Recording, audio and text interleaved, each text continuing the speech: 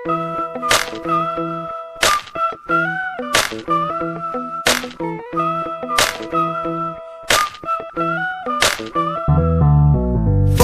ทุกมือจนจะจืดขึ้นใจ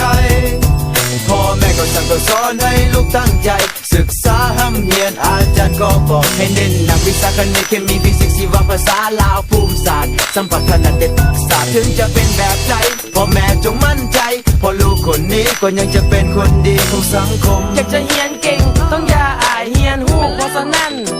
คอยเลยมักสอครูว่าแม่นอีหยังอันหน้าเจ็ดหลังเจ็ดสาธิตให้หลานได้บ่หลานจึงสิเก็ตโฮงเฮียนกับบ่ได้ขาดแต่ก็ยังบ่สลัดคะแนนเฮียนบ่ค่อยดีแต่บ่เคยตกศิวศาสตร์ขนาดตั้งใจฟังมันก็ยังบ่เข้าหัวหรือคำเว้าครูเข้าหูซ้ายแล้วออกหูขวาครูบาอาจารย์มาสอนย้ำเฮียนอย่าเฮียนหักถ้าคิดคักๆและทั้งหักทั้งเฮียนต้องตั้งใจอ่านต้องตั้งใจเขียนอยากเป็นเด็กดีต้องขยันมันเพียรศึกษาบางสูตรคิดไรอยากเป็นเจ้าเป็นนายแต่บ่เคยตั้งใจสอนรูปเขากลมวงมันก็คิดไปไกลสอนแต่แนวบ่ดีจากแม่นอวัยรุ่นยุคใหม่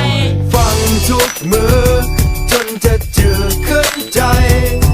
พ่อแม่ก็สั่งก็สอนให้ลูกตั้งใจศึกษาห้ำเฮียนอาจารย์ก็บอกให้เน้นหนักวิชาคณิตเคมีฟิสิกส์ชีวภาษาลาวภูมิศาสตร์สัมผัสถนัดเด็ดศาสตร์ถึงจะเป็นแบบใจพ่อแม่จงมั่นใจเพราะลูกคนนี้ก็ยังจะเป็นคนดีของสังคมน้ำแม่ปนังสิต่อเคหาบทยังบ่จือเลยจิตแต่สาวปริญญาสูตรเลขสูตรยังบ่เคยเก็บมาจืออันเบิกผู้สาวหันหน้าจือไว้ก่อนตัวหนังสือเฮียนทุกวิชาแต่วิชาบางแม่นพละพอในครูลาวสอนให้หมดทุกท่าถ้านั่งถ้ายืนถ้านอนบอกว่าถ้าได้กาคักลาวลงโตจริงย้อนจากสิแล้วก็จึงมักโยกไปโยกมาโยกจังใดเหือสิย่อยโยกทางหน้าโยกทางหลังโยกจังใดมันจึงสิจ้อยโยกลงโยกขึ้นโยกละลายเดี๋ยวขาสิลอยโยกเข้าโยกออกโยกจากสิโยกโปนแถมก้อยเตะบาดเข้าทางหลังทางแทงทางเสียบเขาต้องเป็นคนเข้าก่อนมันจึงจะได้เปรียบจึงมันเจ็บมันปวดก็ต้องทนพ่อแม่กีฬาคนอยากเก่งก็ต้องซ่อมคนลีลาจะพัฒนา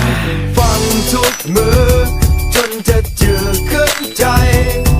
พ่อแม่ก็สั่งก็สอนให้ลูกตั้งใจศึกษาห้ำเฮียนอาจารย์ก็บอกให้เน้นหนักวิชาคณิตเคมีฟิสิกส์ชีวภาษาลาวภูมิศาสตร์สัมผัสถนัดเด็ดศาสตร์ถึงจะเป็นแบบใจพ่อแม่จงมั่นใจเพราะลูกคนนี้ก็ยังจะเป็นคนดีวิชาเลขศึกษาพละค่อยก็เฮียนมาหมดแล้วศิวศาสตร์การสืบพันธุ์ค่อยก็เฮียนมาหมดแล้ววิชานี่แหละที่ค่อยน่ะเก่งที่สุดอธิบายทุกรายละเอียดจนอาจารย์ขอห้องให้หยุดวิชาที่มักสุดๆก็แม่นภาษาอังกฤษอยากบอกฮู้ว่าเป็นอย่าง I wanna speak English A B C D R She He You ถ้าอยากเก่งคือค่อยต้องฟังคำสอนของครูฟังทุกมือควรจะจือเอาไว้ผู้ใหญ่เพื่อนสั่งเพื่อนสอนให้เขาเข้าใจ